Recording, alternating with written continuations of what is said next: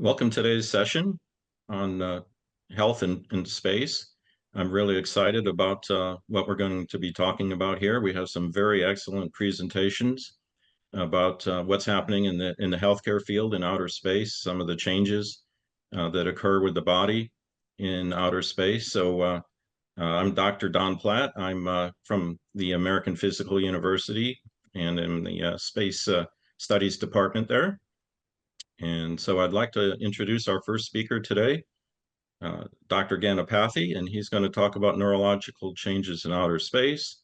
A little bit about Dr. Ganapathy. He has a very impressive background in neurosurgery and has been a secretary and past president of the Neurological Society of India and the Indian Society for Stereotactic and Functional Neurosurgery, among many other great appointments. As a distinguished professor and a member of the editorial board of 8 national and international journals in telemedicine and neurosurgery. And so without further ado, I'd like to please have Dr. Ganapathy begin his presentation.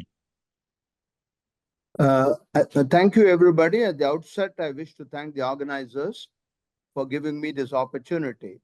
900 seconds is too small a time to talk about neurological changes. Nevertheless, I shall make an attempt. Now, why did we in India get interested in this? This is because of the imminent Gaganyaan mission from India. Hopefully, by next year, this time, 3 of the Indian cosmonauts will be in outer space. Whatever information I'm going to give you is no original work. It is information condensed from a review of the literature. It's interesting to note that from 1961 to August 2024, 685 individuals from 41 countries have spent almost 50,000 person days in space over 1,300 space flights. During this, 19 medical emergencies have been documented. We need to remember that these are all in super healthy astronauts and not the ordinary population of the world. There is published data today on specific neurological changes in outer space. However, pharmacokinetics of drugs acting on the nervous system in outer space have yet to be studied. A Russian cosmonaut, Oleg Kononenko, has spent more than 1,000 days in the ISS over 5 missions in space.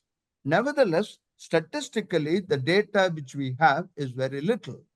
5 years ago, I brought out a special supplement called Extraterrestrial Neurosciences. And to my surprise, every one of the 12 articles which were published in this journal have been downloaded 2,000 to 4,000 times. This clearly shows that there is an interest in neurological changes in outer space. As you can see from this slide, the main features are impairment of cognition, impairment of sleep, and differences in sensory motor processing, reaction time, executive functioning as we call it, increased premotor cortex activity are all some of the changes. There is a definite alteration in circadian rhythm, visuomotor control, posture, spatial representation, visual impairment, and a tremendous rise in intracranial pressure have all been documented. Recent trends in analyzing neuroscientific data have shown the clear effect of microgravity and the necessity for ensuring countermeasures. This infographic or pictogram very clearly defines what are the space flight associated stressors in relation to the brain. First and foremost is microgravity. This is accompanied by radiation. Then, of course, there are changes in the nervous system due to isolation, due to confinement, due to circadian disruption, impaired sleep quality, and hypercapnia. Lack of time prevents me from going into the details of weightlessness and, most important, a fluid shift of the cerebrospinal fluid in the brain. Now, here you can see cosmic radiation. Short-term neurological effects and long-term neurological effects.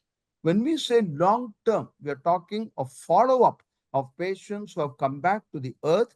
The data on people who live in outer space is very, very limited because we have hardly about 50, 60 people who have spent more than 200 to 300 days. Altered mood and attention, premature aging, neurodegeneration, and most important is increased intracranial pressure. Now, these neurological changes in outer space, we need to remember, are actually evaluated by diagnostic measures which we use on the Earth, namely positron emission tomography, single photon emission computed tomography, and what we now call next generation MRI. Neurophysiological changes have been documented, including neurovestibular disturbances, psychological disturbances, and cognitive changes. Animal studies simulating what happens in outer space, both with reference to microgravity as also with reference to irradiation, have clearly demonstrated an altered plasticity of neural cytoarchitecture, neural metabolism in the hypothalamus, and also changes in neurotransmitter concentrations. Here on the left side, this is a very technical slide. It could be difficult for others to understand this, but nevertheless, we can see reductions in what we call the dendritic spine when exposed to 6 weeks of what we think is equivalent to cosmic radiation exposure. Compared to controls, irradiating neurons definitely shows a differences in the total number of spinal numbers you can see here. Now, you need to remember that these animal laboratory studies is the radiation exposed is almost equal to that of 6,000 chest X-rays. I mentioned this just to give you an idea so that you would be relate to the amount of radiation exposed. Microgravity in space affects every single organ and the body system in different intensities and manner. Microgravity causes persistent modulation in motor systems, and this indirectly leads to a structural loss of muscle as well as bone mass. We notice that there's a recalibration of sensory perception, changes in muscle coordination, decline of muscle force, locomotion, ataxia, postural disturbances, perceptual illusions, fatigue, and ocular changes. Now, here again, you can see that compared to the previous ones, what we have done, there is significant differences with a higher radiation exposure. It is indeed mentally taxing to live in an isolated environment and in a microgravity atmosphere. As one astronaut mentioned, there are 20 things going on at the same time, and all this results in cognition difficulties. Yet another astronaut remarked, it takes some time for the brain to adapt to the space environment, and apparently it also takes time to adapt back to the gravity environment. So we have this problem both when we leave the Earth and when we come back to the Earth. Exposure to microgravity has been directly shown to cause dizziness, vertigo, increased salivation, epigastric discomfort, vomiting, apathy, lethargy, sleepiness, fatigue, weakness, headache, a definite problem in muscular coordination, and also nystagmus. All this can lead to neurological problems. NASA has identified a potential risk of spatial disorientation, motion sickness, and reduced performance in astronauts, particularly during the re-entry phase. These MRI images very clearly demonstrate that there is a difference in MRI after you take imaging studies of the brain immediately after astronauts come back to the Earth after even a few days in space. White matter hyperintensities are structural changes which have been demonstrated in the MRI as a consequence of leaving the Earth's gravity. Cortical reorganization using functional MRI has been demonstrated after long duration space flight. Differences were found in functional connectivity between the motor cortex and the cerebellum, as well as changes in what neurologists call the supplementary motor areas. All these have been very well documented.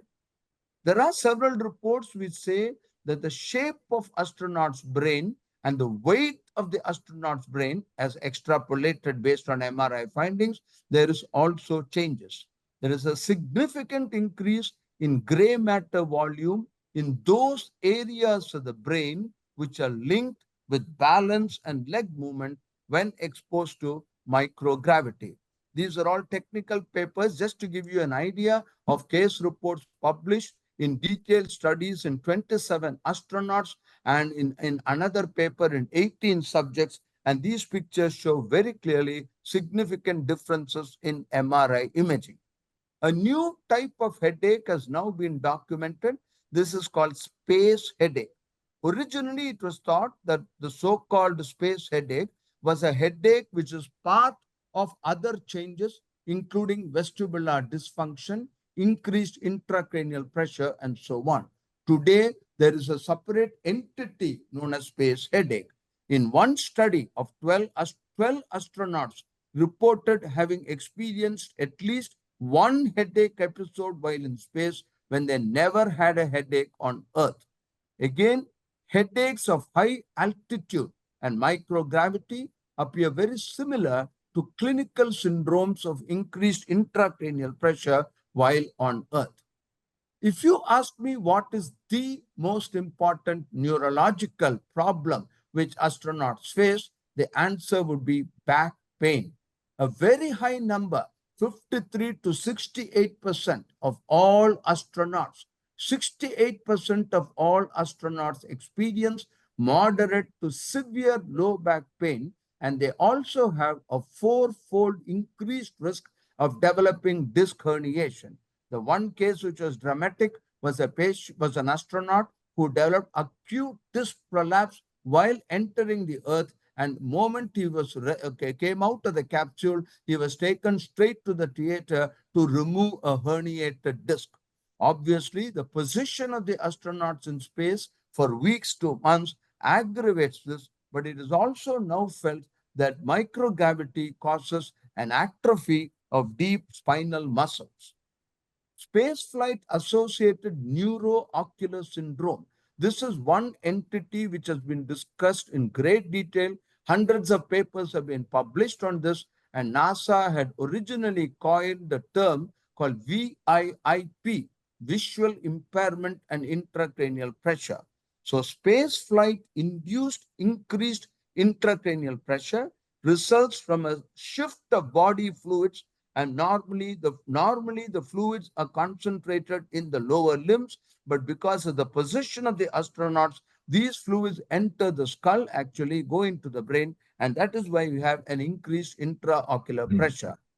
Ocular consequences of space travel in microgravity, the loss of gravitational pull leads to a fluid redistribution, and this can cause what is called a neuroocular syndrome. I could go on and on, but the purpose of this small presentation is to convince the people that these fundamental studies which are being done, not only on neurological changes, but in cardiovascular changes, respiratory changes, and so on, are going to have a spin-off. And I am very confident that, specialist care, including neurological care for people on the Earth, is going to improve in the next 5 to 10 years due to fundamental changes in the way we look at neurobiology. As Constantine said, the Earth is the cradle of humanity, but mankind cannot stay in this cradle forever. I personally am very optimistic that my grandchildren are going to have definitely a better health care on Earth because of the tremendous changes we are making now because of study of what happens in microgravity and cosmic radiation. Thank you once again for this opportunity. Thank you, Dr. Ganapathy. We do have a question in the chat that says, what is the relation between anterior and posterior? I'm not sure if you can address that or which Anterior, specific area. sorry, it seems incomplete. Anterior and posterior of what? I need they have to elaborate on the question. I mean, anterior just Right. means in front and posterior means behind. So I really am not able to understand the question. Sure. Okay, if you can put in the chat additional information about your question, and while they do that, I did have a quick question about the circadian rhythm changes. Do you think that is due to the light-dark cycles that astronauts are typically experiencing, say, in low Earth orbit, or is this due to microgravity?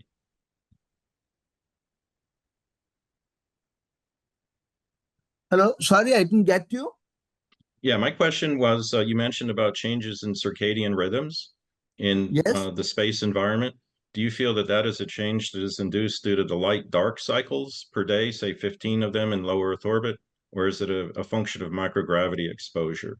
No, I think the present literature seems to suggest it more because, they see a sunrise and a sunset every 90 minutes. So everything gets totally distorted. I think it's not due to microgravity, but more due to spatial distortion, if you want to call it.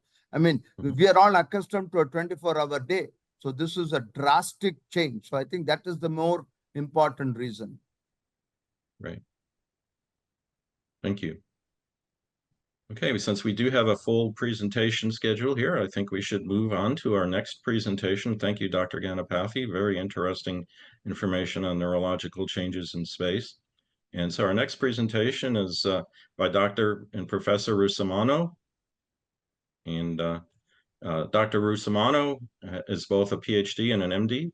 He has 30 years of experience in aerospace medicine, space physiology, telemedicine, and digital health. An educator, researcher, and consultant with ESA, NASA, and a variety of other international organizations. And also co-founder and CEO of Innova Space in the UK, a company dedicated to education, research, and innovation of human space exploration, aviation medicine, and digital health applied to extreme environments. And so today, Dr. Russomanno is going to talk about extraterrestrial physiological changes. Thank you very much for the invitation and for the introduction. I'm going to present just an overview, of course, due to time, and Professor Ganapathy has touched some of the aspects that I'm going to cover. But just to give a kind of, I think that's an important scenario for the astronauts or whoever is traveling to orbit nowadays, tourists and the cosmonauts and taikonauts, viomonauts, and it is important to understand the challenge, the medical challenge now. Thanks to the aerospace engineers, we have a very similar, let's say, environment in a space station compared to Earth, except I would say, based on my experience, for four main things. Of course, microgravity, which is not pure microgravity or real microgravity, is microgravity by free fall, but the effects are the same. Radiation, as we lose one of the protective layers of our atmosphere, and we just rely on the magnetosphere to protect and some aspects related to the space station itself, the material and so on. What I call human mind in space, which is psychology, psychiatry, and what we were discussing before, the circadian rhythm, that I agree with Professor Ganapathy, that it is very disruptive, and we have 16 sunsets, 16 sunrise in 24 hours, and this is something that really affects the astronauts. Although I have a criticism here, if you look at all these studies done on Earth, the long-term ones, I'm not talking about the short-term ones, they should incorporate light change, because this is something that happens, simulates, it's not something that difficult to do. One important aspect, because people imagine, as a inverted commas, a space doctor, everybody asks about what happens to the body in space. And then we need to understand two things. We are talking about female astronauts or male astronauts. Our data, the physiological and psychological changes are concentrated basically in the male astronauts. We have, as Professor Ganapathy said, about almost 700 astronauts, and we have 12% women we participating in space missions. It's getting better now, but this is still a very there is an imbalance there. No? That is very important. And we know that anatomically, physiologically, and also expression of the clinical disease and response to medication is very different between men and women. Here on Earth, and of course, it also happens in space. And another important question when we going to answer that is what happens to the body in space. Is it a short-term mission or a long-term mission? Because a short-term mission, I would be concerned with some, or I would be more concerned with some body systems than with other body systems. Professor Ganapati showed this figure, and I like that very much. In fact, it's an old figure that when I first studied space medicine, I think that's in the first book that I read had this image. But I think that it transmits a very important message, which is that each body system, which is these different lines with different colors, they respond in different ways and intensities, and also they adapt in a very different time scale. So it's very important to understand that. That's why I said that a short-term mission, I would be concerned about neurovestibular change, like Professor Ganapati presented.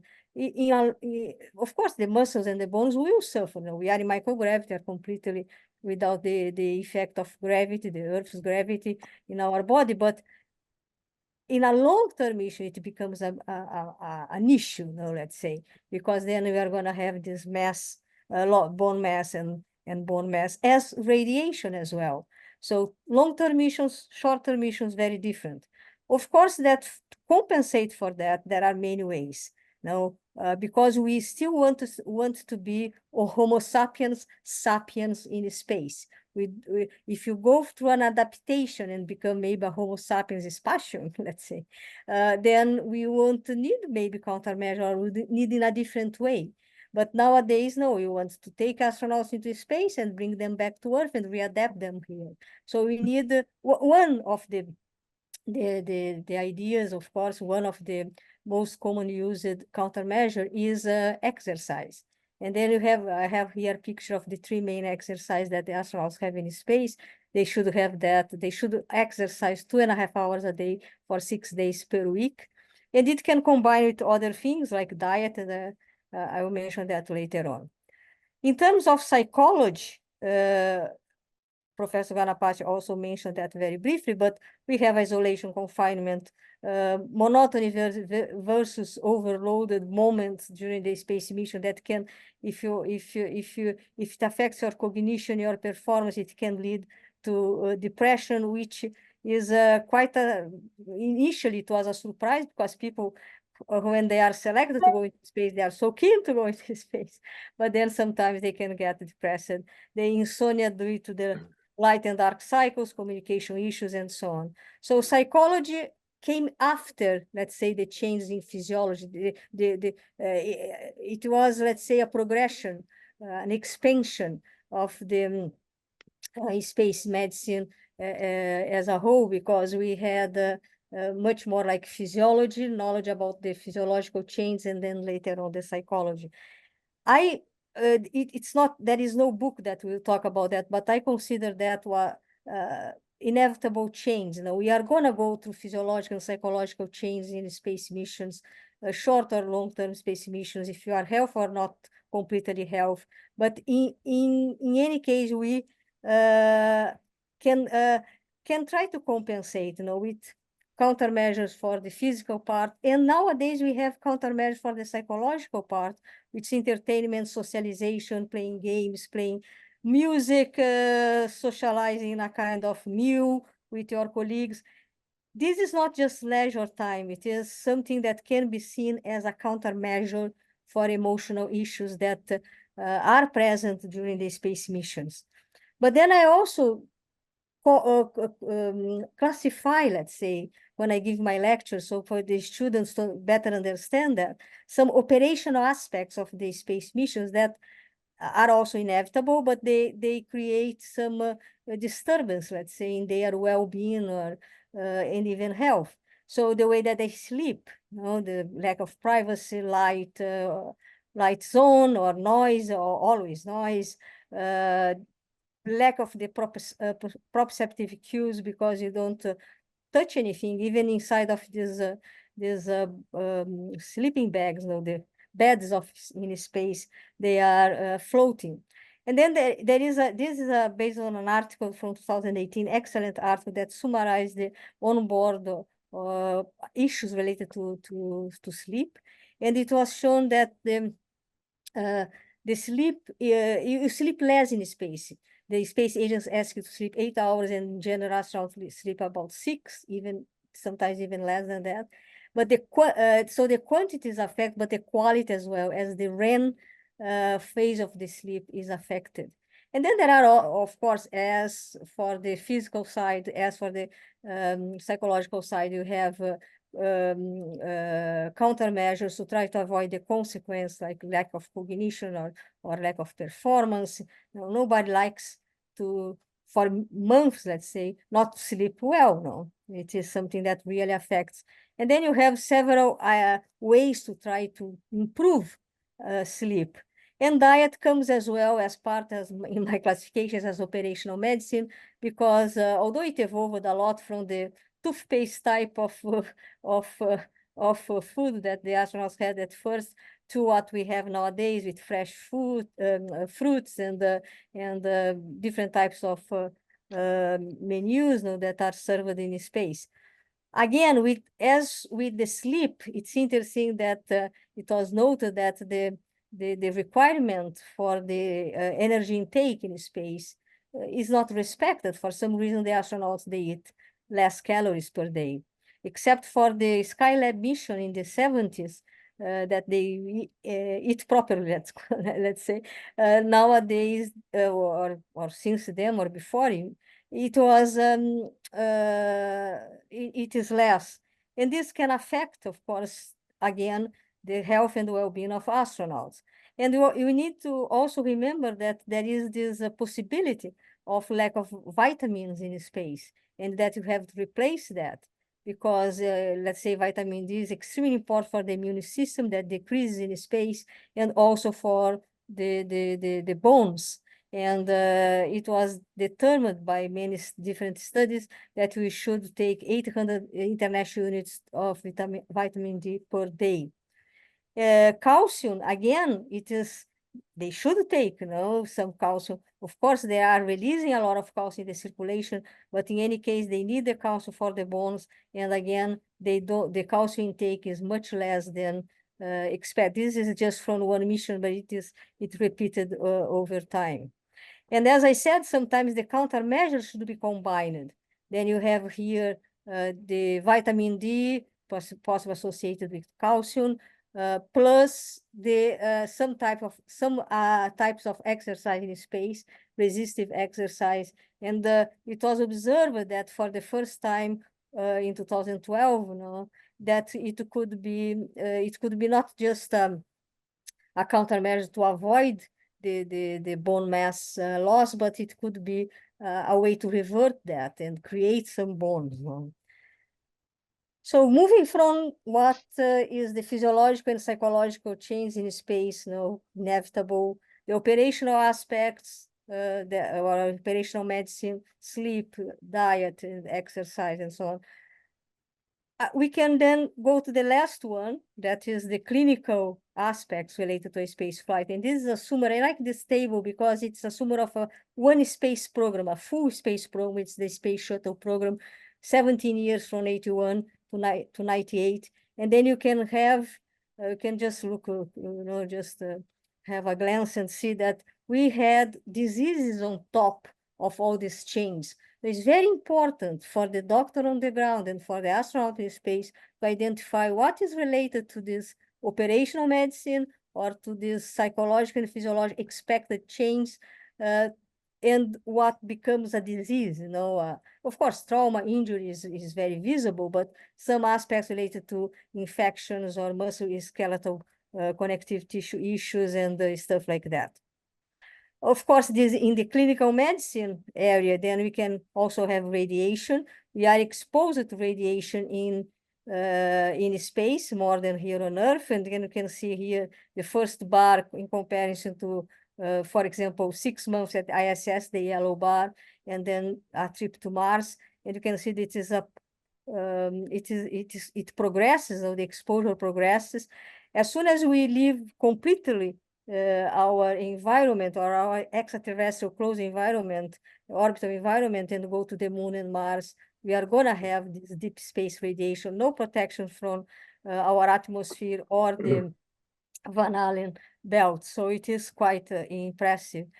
New areas that must be explored now. We start flying in 1961. I'm very critical about that because we are in 2024 and we have we are in our infancy, if I can, unfortunately, I have to say that, because we have bits and pieces, but we don't have the full picture. We don't have the integration of body systems. I was very careful when during my research, over the years and nowadays, to be very inter and multidisciplinary, because we need a better understand of the genetics associated with the cells and different body systems interacting, and of course a possible surgery that we have to perform in space that we do not have a way to do that nowadays. Space pharmacy, I have a very close friend that for over 20 years we've been working together. She's a pharmacist, and as I did the PhD here in London at King's College, she did the same, but in the aerospace pharmacy. We really don't know much about that, we basically export what we do here on Earth in terms of dosage interval of medication to space, and we know that the absorption is different, distribution is different, metabolism is different. So to take, let's say, 10 milligrams every, 6 hours here on Earth might be completely different in space.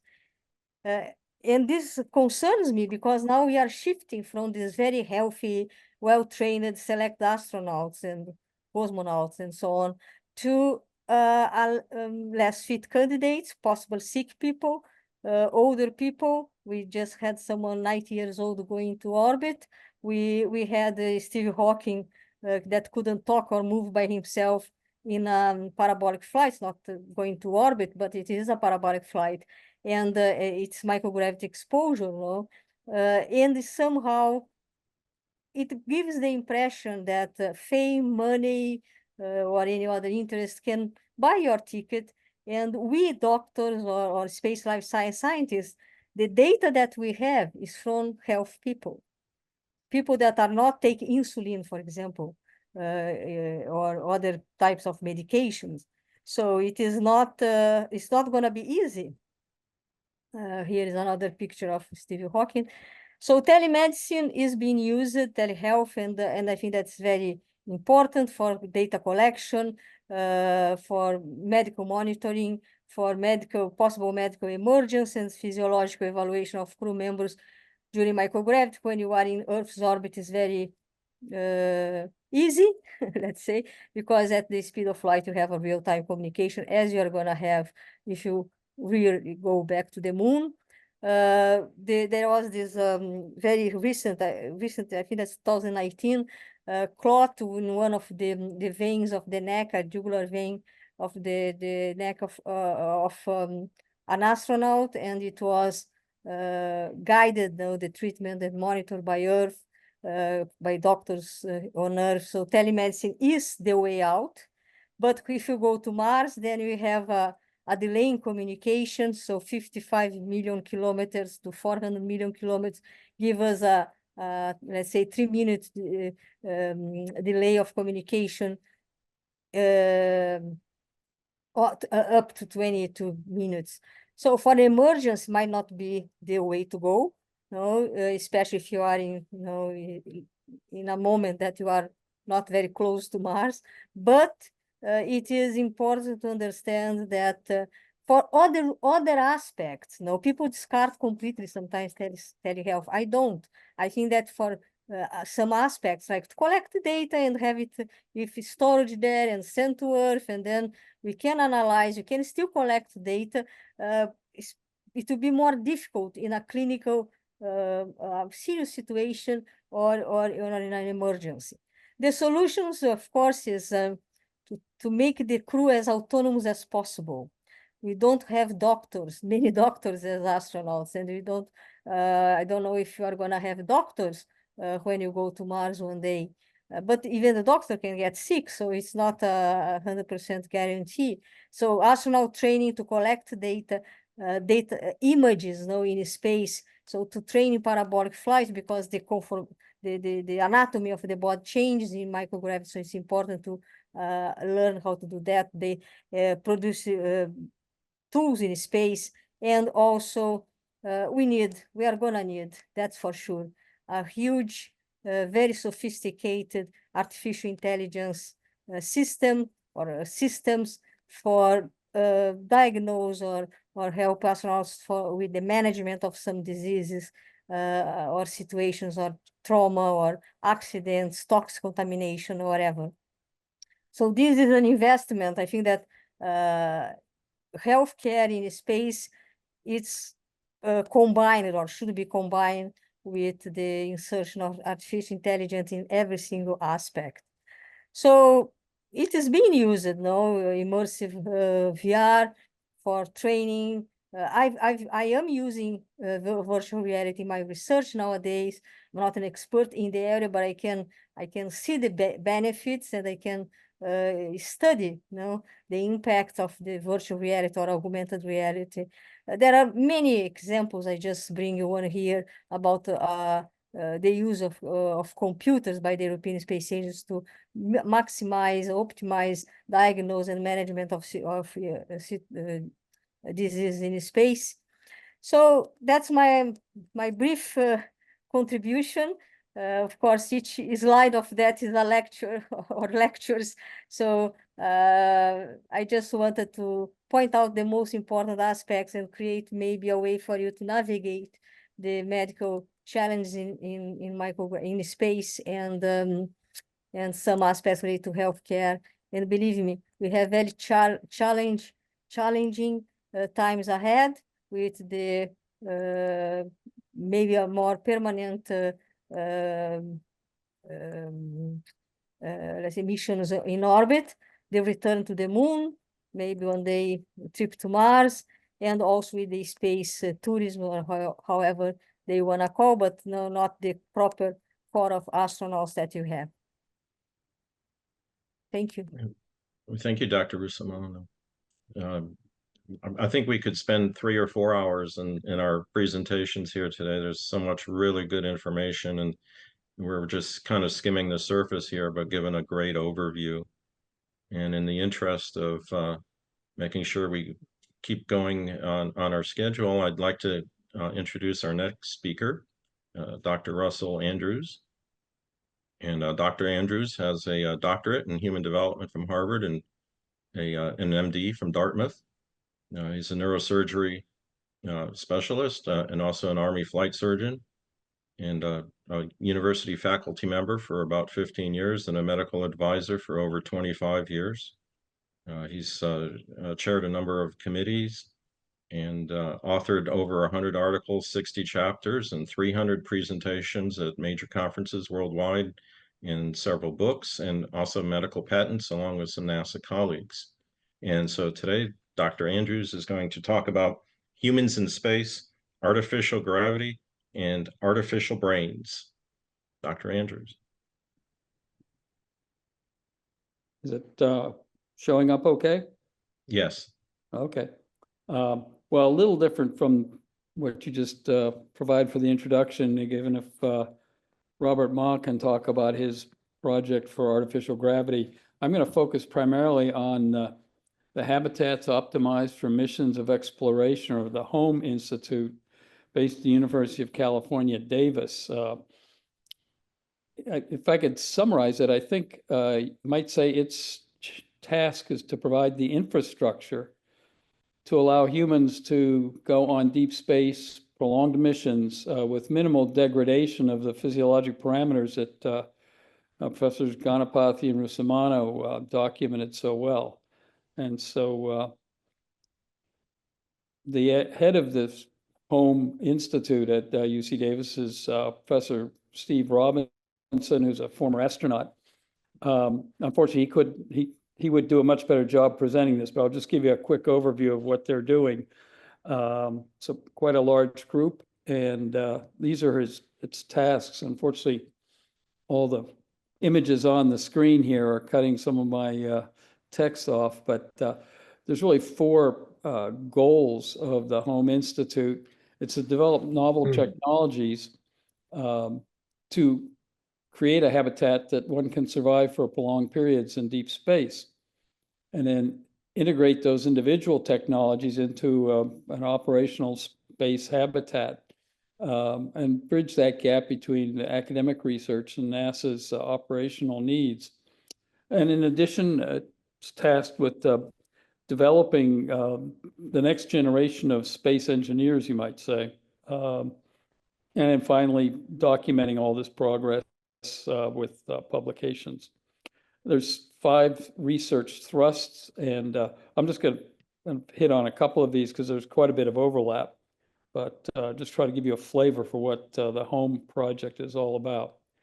It, as I said, centered at UC Davis with Steve Robinson, as you see in the bottom right there, is the head, but there are 3 other primary institutions as part of it, Colorado University, Carnegie Mellon, and Georgia Tech, and then 3 additional supporting institutions, University of Southern California, Texas A&M, and Howard University, as well as the industry partners, Blue Origin, Collins Aerospace, and Sierra Nevada. Well, as I think we've heard already from previous speakers, there's a lot of research we'd like to do on humans, but we can't do that.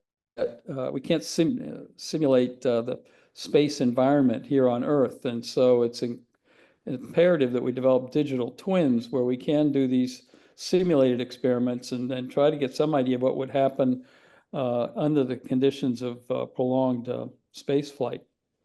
And so much of what the Home Group is doing is comparing the knowledge we have here on Earth and have gained from the ISS and other missions, and develop these digital twins to push the envelope, so to speak.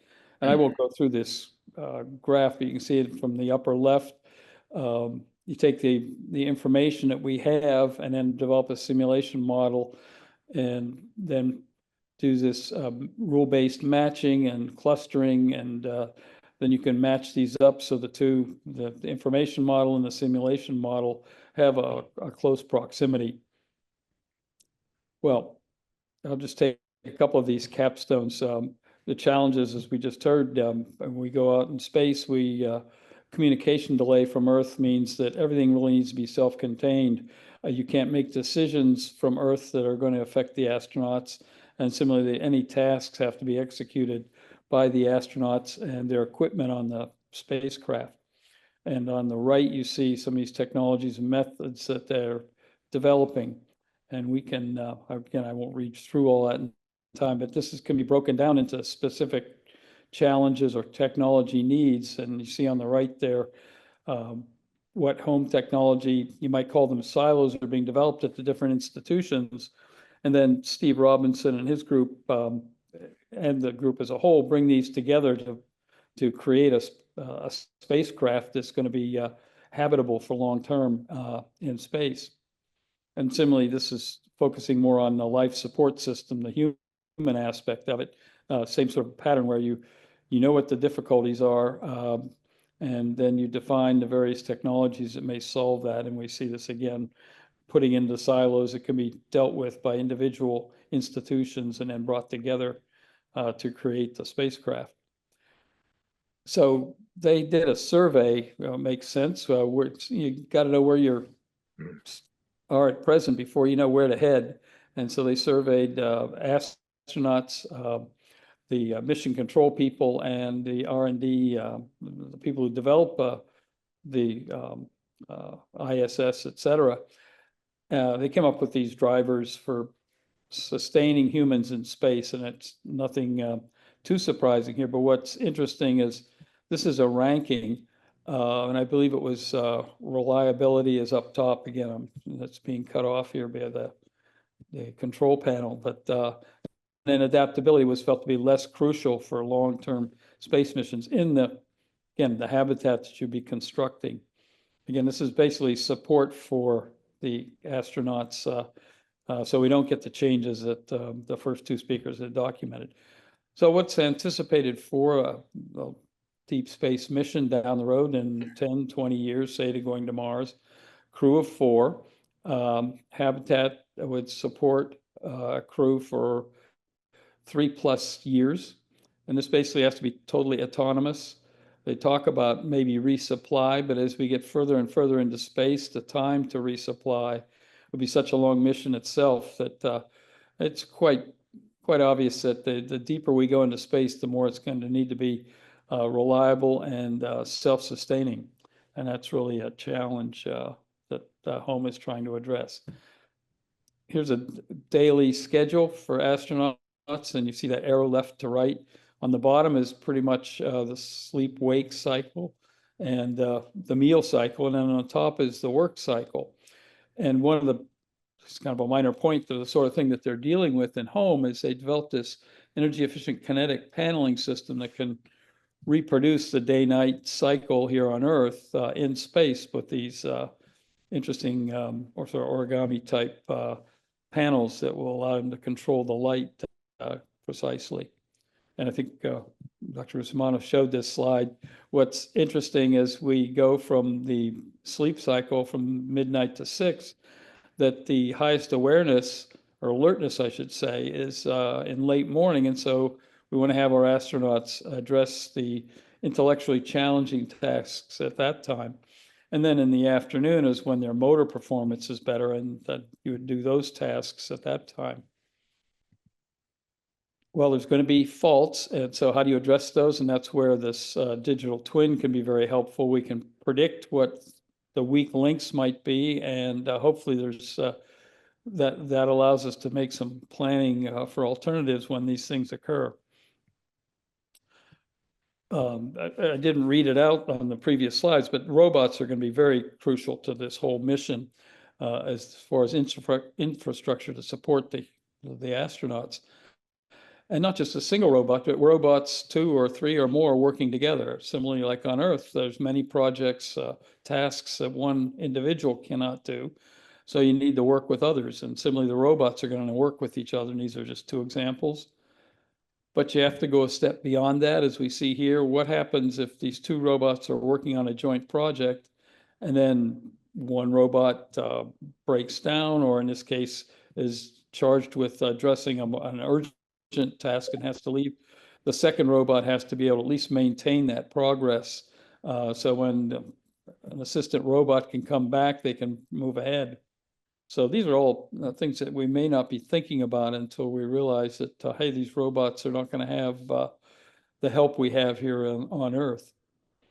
3D printing is going to be crucial in space, and this is just showing that they're developing 3D printing techniques that may be quite different or variations on what works best here on Earth. So one thing that's very relevant, and I think we've touched on already, is having a space ambulance. And that's a interesting adaptation of this X-37B, which is about 30 feet long and 10 feet in diameter, a little big for what we call a space ambulance. That's the intent here is to have a vehicle that could bring an person with a medical emergency back to Earth within 3 hours. Right now, if there's any sort of a medical emergency, you're, so to speak, toast. There's not much they can do other than the basics. This would put you in the realm of much of the world that's within 3 hours of definitive care. And it would have a pilot who's probably the most expendable of the 3 passengers, the patient and a medical attendant. And this is just a mock-up at UC Davis. You can see this is much smaller. Obviously, there's not much space on the space station, and these deep space missions will probably be even smaller vehicles, at least initially. And so you'd want to have these as small as possible with the ability of doing the job of getting from the ISS to to Earth safely with 2 or 3 people. Well, part of the whole development of the space program is developing the next generation of people who are going to move this forward. You may recognize that person, the guy there in the bottom left, former President Obama. You probably won't recognize the woman there. That's Ruchi Pandya, who started doing her research with the nanotechnology group at NASA Ames as a high school student, which was extremely rare. They have a fair number of graduate students, some undergraduate students who spend summer or spare time at NASA Ames. But Ruchi was really an unusual one. And she was tasked or developed a paper-based nanosensor for detecting troponin in blood. And the medical people will know that troponin is the blood test you do if you come into the emergency room with symptoms of a heart attack. The troponin goes sky high, and that's the first test you do to rule out myocardial ischemia. And so when they developed a paper-based nanosensor, it costs $1 or so a test, and this is something that could be reproduced in space quite readily. In the bottom right there, I show this image on the Nanobiotech Montreux conference in Switzerland that EPFL puts on each fall. I didn't know about Ruchi's work until after the White House, this was the White House Science Fairs where she presented it to former President Obama. I found out during the summer that she was awarded this and that she was already accepted to go to Caltech for undergraduate. And I said, oh, you should go to this conference. And Caltech was so impressed they paid for her to go even before she had enrolled. And quite frankly, her presentation matched that of it's mostly presentations by postdocs. And so she was a real star. And this is just a poster of that project to develop this paper-based nanosensor for troponin. And it could be done for other, well, CRP, C-reactive protein is another. And I'll just finish with one other, might call it educational activity for the up and coming generation of space flight people. Space Base California is a project that's underway right next to Brandenburg Air Force Base in Central California. It's meant to be, I guess we're going to be a little bit flippant, sort of Disneyland for space. As it says, the public's first off-world travel test drive in space habitation mission trainer. So you can go there and get the experience of what NASA and other ESA and all the other groups are doing, our colleagues in India, for example, are doing to further space travel. And it's going to have residential facilities where students can go stay for a week and really become very early astronauts. And so I think it's quite exciting. So the West Coast has been lacking in this sort of a resource, and hopefully it'll be completed within the next 2 to 3 years, and we can get the next generation going. Obviously, some of us are a little senior to be going off into space for prolonged periods. And with that, thank you. Thank you, Dr. Andrews.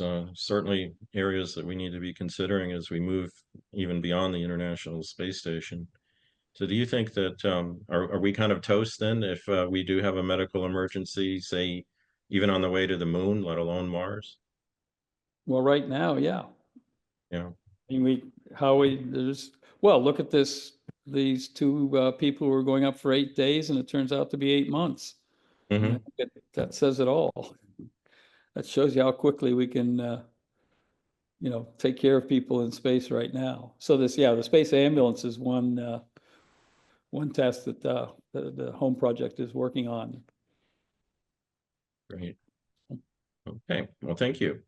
Can Yeah. I, And so can I say something? please. So first of all, thank you very much. Excellent presentation. I always learn a lot with you.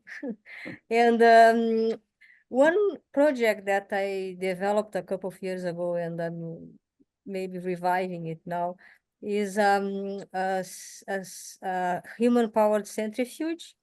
So my centrifuge, not mine, no, it was my idea, and lots of people work with me. We could go up to 6 Gs, which is not necessary for what I think that is important for the healthcare of people in space. If we go to 1 or maybe 2 Gs, one or in between that, it will be ideal. And we created 3 ways to rotate the centrifuge. Now using a cycloergometer and a bicycle attached to the center. So even the person that is rotating could exercise under G force or could not exercise, and someone cycling the bike could create the rotation and the G force. I have an idea now to create that for to adapt that to a spacecraft, because it is you cannot have a big thing, you know, going to Mars. But I believe that this could be something that could help in the well-being and health of astronauts. So just your opinion about that, Russell? I Well, I really think- admire your work, so I feel that your opinion is very important. Should I start that or not? Well, no, you're as knowledgeable or more knowledgeable than I on those aspects. But I think we should have Robert Ma present. He has just been awarded a patent for a non-centrifuge technique for creating artificial gravity, which Okay. should, So, I think sorry. you'll be very interested in. So hopefully we can get him online. So sorry, I didn't know that. Yeah, I think you'll find it interesting. Great. Okay. Yes, and that a perfect segue then to Dr. Ma. That was a And great so, question. right, Dr. Ma has a PhD in applied mechanics and biomedical engineering from Stanford. He's a senior research scientist at NASA Ames with 52 years there. His experience spans a broad range of R&D, from space motion sickness, robotic neurosurgery, modularity, sorry, medical instruments for real tissue diagnosis, neurocontroller for fault-tolerant based spacecraft docking, etc. So lots of amazing inventions here. And he's a subject matter expert on space centrifuges and artificial gravity techniques. And he's going to talk to us then about NASA's new artificial gravity innovation. Dr. Ma? Okay, can you hear me? Yes. Okay, good. Like you said, I'm going to be talking about NASA's new artificial gravity invention. It was patented January of this year. Next slide, please. So for humans to survive the long duration mission to Mars and back, there are going to have to be artificial gravity to protect them from the deleterious effects caused by prolonged exposure to zero G. And some of the problems are listed there. But I'll just touch on the first one, on bone loss. I think after months in space in zero G, there's bone loss that looks like decades of osteoporosis. And when astronauts return, there's only partial restoration. One of the investigator had this analogy of the Eiffel Tower. If you had damage to it and you repair it, but you don't repair all of it, it may and will most likely collapse. So on a mission to Mars, if the bone becomes really brittle, you can imagine what would happen. And then even coming back, from zero G to 1 G or 0.343 Gs, man may not survive that. So the minimal artificial gravity level required still needs to be determined, but most likely be less than 1 G. Next slide, please. The new artificial gravity invention is a non-rotating system. It consists of one or more stationary circular rings that you see there. The circular ring has to be large in diameter in the order of hundreds of meters. I'll talk more about that later. The habitat modules, for instance, on ring 1 and also on ring 3, they traverse on the circular rings 180 degrees apart, and that's to maintain balance. And that's to prevent gyroscopic precession, nutation, and other oscillations. The circular ring must have a large diameter so that the RPM of the habitat modules will be low, say around 3 RPM or so. And this is to minimize the Coriolis effects that causes nausea in humans and also other problems. You may have experienced this on the circular wheel and you're moving about. Things are not normal. Next slide, please. So the habitat modules are, in this case, thruster propelled, kind of like a rocket with thrusters. On the lower left, you see sort of a depiction of a thruster. The habitat modules are attached to the circular rings using air bearings. The benefit of using air bearings is that there's no physical contact with the circular ring. Hence, there's no friction to slow it down.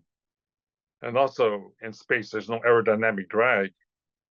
So that and no friction or contact with the circular ring, the habitat module will be actually in perpetual motion. It will behave like a spacecraft flying through space, but constrained to follow the circular rail. So this concept is very fuel efficient. You know, the thruster gas requirement is very minimal. Next slide, please. So I just want to touch on some of the benefits of air bearing. There's no frictional contact to reduce speed of the habitat modules. There's no vibration, there's no noise. It's just, you know, very, very smooth, just like it's floating in space. What you see there is an example of an animal centrifuge using rotational air bearings. And it's powered by a sort of a toy solar cell, so it doesn't require much to have perpetual motion there. Or not perpetual, but constant motion. Next slide, please. So there's also service modules, but they ride on an adjacent stationary circular rail. These service modules are used to transport people, resupply, and maintain the habitat modules. And also you could add additional habitat modules when it's needed or when there's funding for it. Next slide, please.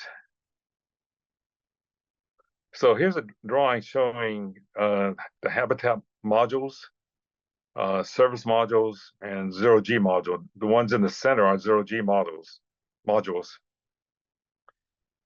And the middle ring is the service module that's on its own rail to service habitats on the outer rail or in the lower or in the smaller diameter one. They don't have to be small and larger, they just need to be close by. So in this case, you could have multiple levels of artificial gravity, as many rings as you could or want to build.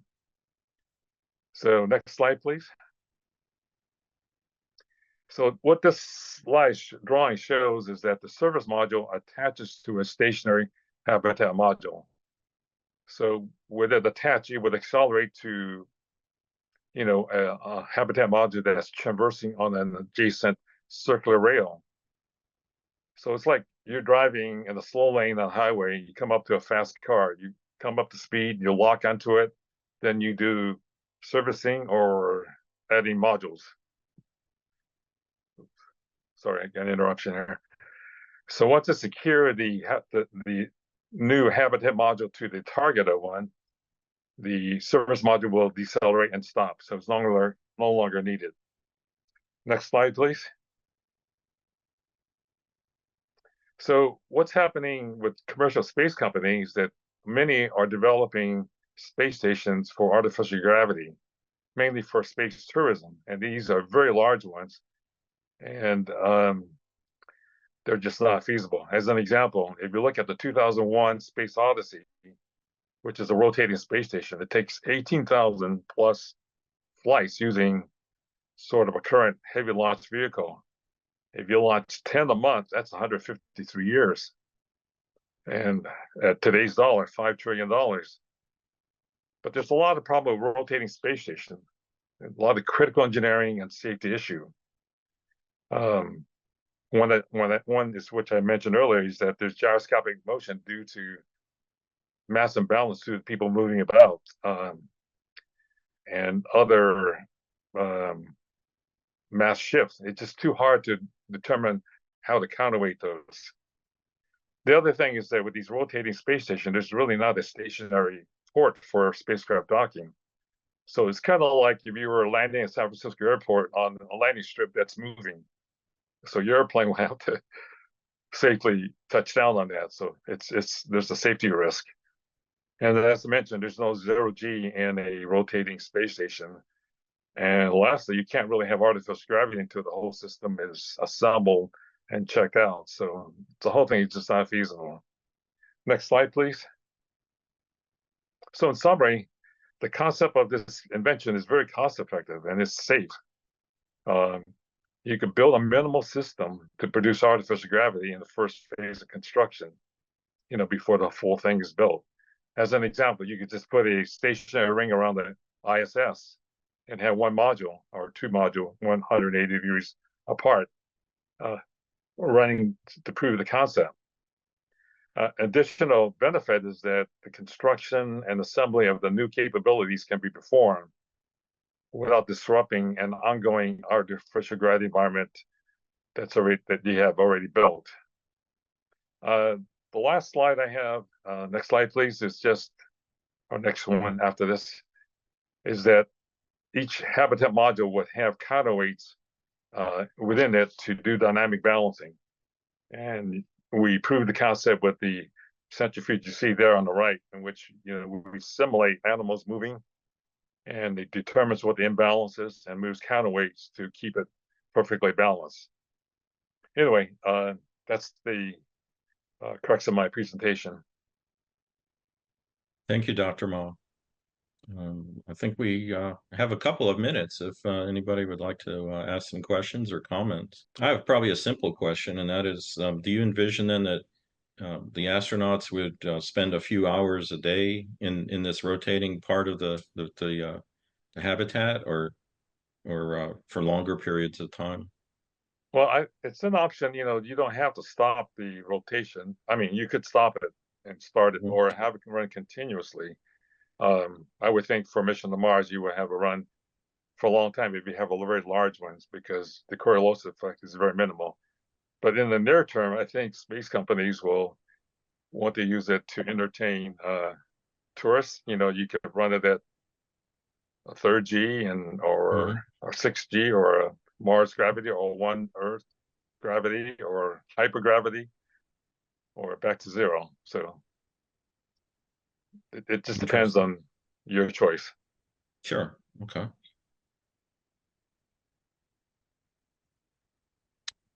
We do have a question from Kinjo about the Space Base Florida. When will it be open? Or I'm sorry, I am from Florida. Everything's Florida to me, right? Space Base California. When will it be open? Well, it's just gotten approval from in the last few months from the Lompoc City. It's I think anticipate within the next 2 to 3 years it would open. Because it's going to have I think it's a 55 room, like a hotel for parents to come, families to come as well. And then these dormitories for students from junior high school, to come, anticipate, they say, for a week at a time. But yeah, it won't be open in the next 6 months or anything like that, but hopefully in the next 2 to 3 years. So kind of like a Yeah, space you're welcome camp. to come to California. Not as Oh, many. I'm already thinking about it. It sounds interesting to me. I'm glad someone asked the question, because I wanted to hear more about the California Space Base, or Space Base California. Awesome. We can get you in touch with the people organizing it. Great, great. Excellent. Yeah, we need to expose the kids to as many of these types of space-based activities as we can. That's wonderful. Any other questions or comments as we wrap up our session here today? Okay, I think we've got a couple here, or at least one. Whether is there more research to be done? I guess, is that in reference to Dr. Ma? I assume that's in reference to Dr. Ma's artificial gravity habitat. Is there more research to be done?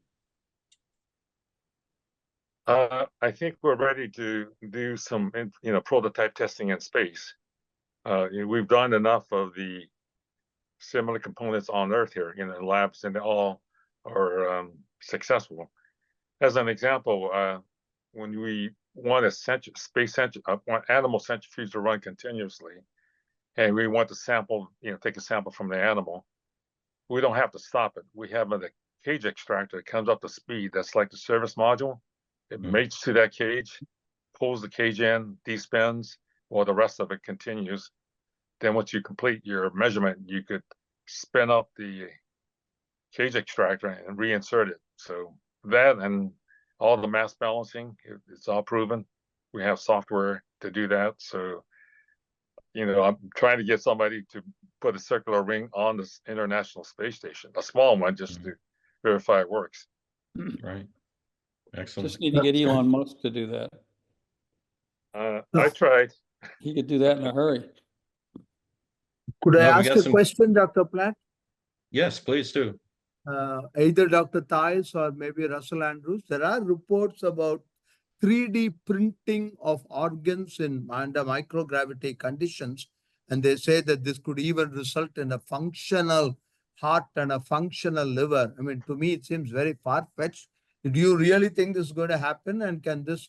And I'm told that there are companies already which are going to be in the ISS, which are going to do this.